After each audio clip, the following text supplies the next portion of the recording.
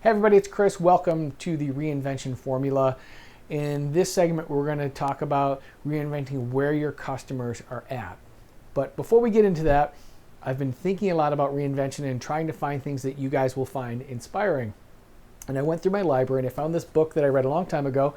It's called Pour Your Heart Into It, and it's by Howard Schultz.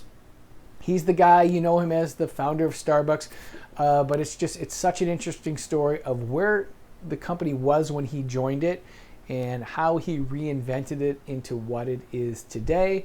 So check that book out. It's just inspirational, especially with us talking about reinvention and the reinvention formula. So, okay, let's get started. Okay, so let's get started reinventing where your customers are at. So, as you know, I own a performing arts school, music, art, dance, theater, and I'm in this 3-mile radius that I can't get out of. I've tried to advertise 10 miles away, I've tried to advertise 20 miles away, and with traffic and all that stuff, I just can't get people to travel to my location. So I'm lucky because that boundary is gone.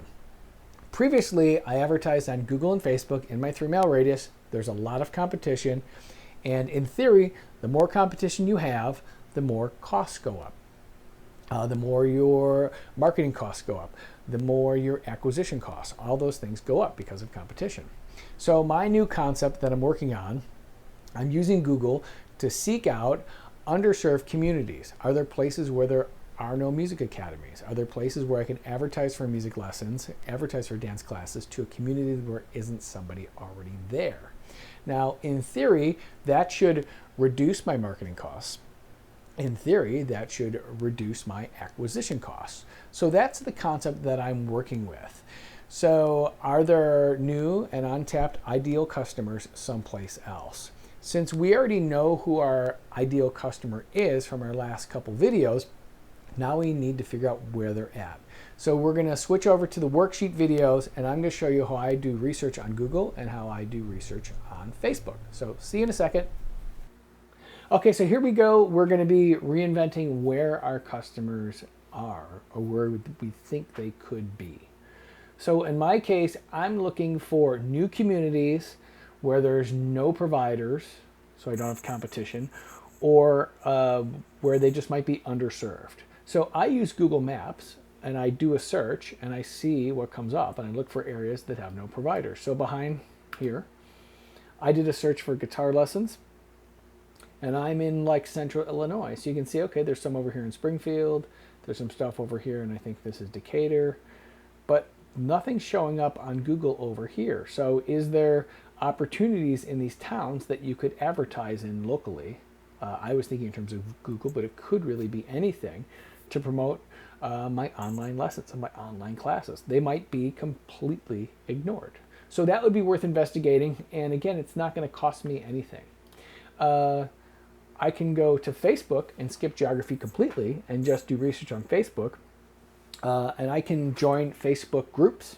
So I can join, if I'm doing guitar, I could join guitar lesson Facebook groups and find probably a lot of serious hobbyist guitarists on that. Or I can create a Facebook group, and that doesn't cost anything either, and try to get people to join that and see if I can connect with people that way.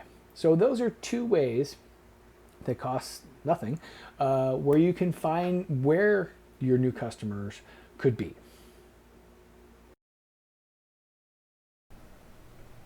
Okay, so time for a couple case studies. We're going to look at the medical industry. I actually have my dog sitting next to me. I don't know if he can scooch up and say hi. There he is. But he's part of the case study. When you think of taking your dog to the vet, it's just kind of a hassle. You got to leash it up, put it in the car, it's running around your car, you got to drive over there, wait in the waiting room. It's just kind of a big hassle, and your dog's afraid. So because of COVID, we now have virtual online veterinarian appointments.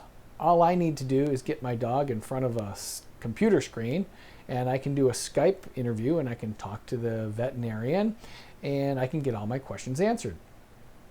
Same for people. I had a great doctor I liked in Chicago, and when I moved 20 miles from Chicago, I had to stop seeing the doctor. So I picked a doctor based on convenience. I didn't necessarily end up with a doctor who was a great match for me.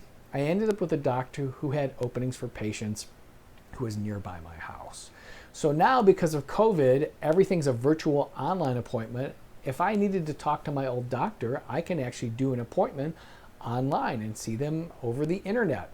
So I can actually switch back to the doctor that I preferred before this whole outbreak happened.